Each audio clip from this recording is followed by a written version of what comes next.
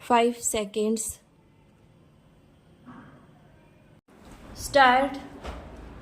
श्रीमान, मैं आपको बताऊंगा कि खेती में सुधार के बारे में हमारे कुछ लोगों का क्या विचार है।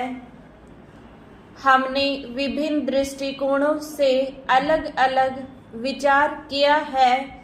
विशेष रूप से सबसे ऊंची सीमा बांधने तथा सहकार के प्रश्न पर, किंतु हम अनुभव करने लग गए हैं कि दोनों का आपस में गहरा संबंध है।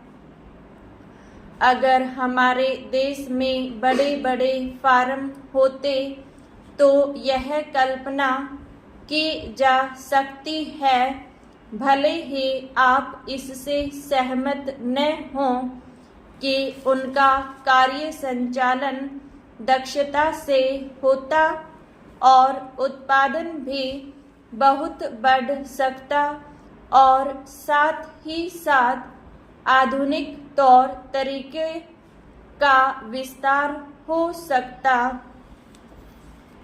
भारत की मूल समस्या यह है कि यहाँ जोत की भूमि छोटी है और टुकड़ों में बटी है।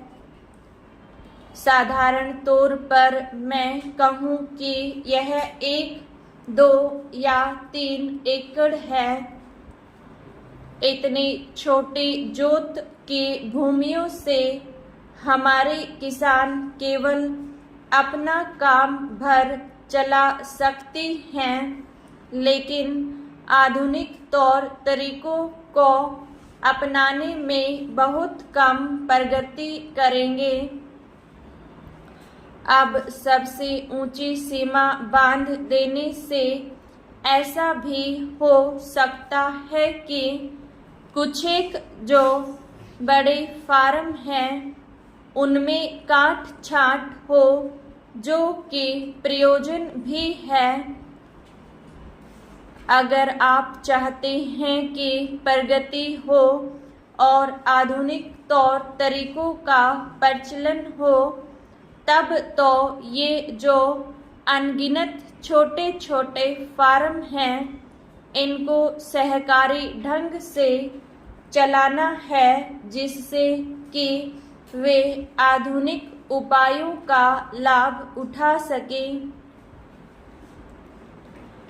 सहकारी ढंग से कार्य करने से मेरा मतलब है विविध प्रकार से सहयोग देना।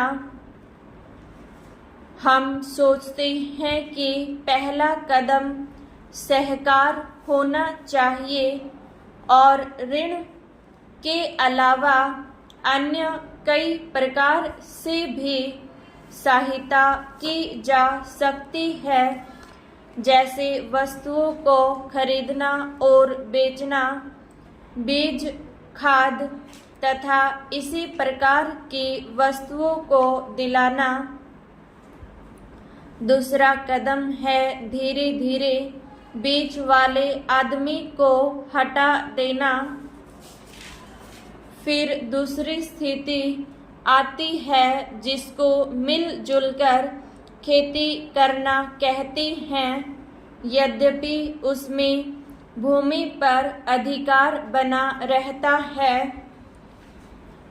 इस प्रकार का हमारा दृष्टिकोण है, जिससे अधिक से अधिक सीमा की समस्या को सहकारों से अधिक जोड़ा जा सके, नहीं तो उत्पादन गिर जाने का भय है।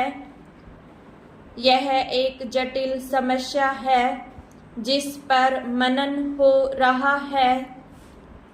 सरकार से मेरा मतलब एक गांव के सहकार से है और ज़्यादा से ज़्यादा 2-3 गांव का सहकार भी हो सकता है, यदि वे निकट से संबंधित हैं।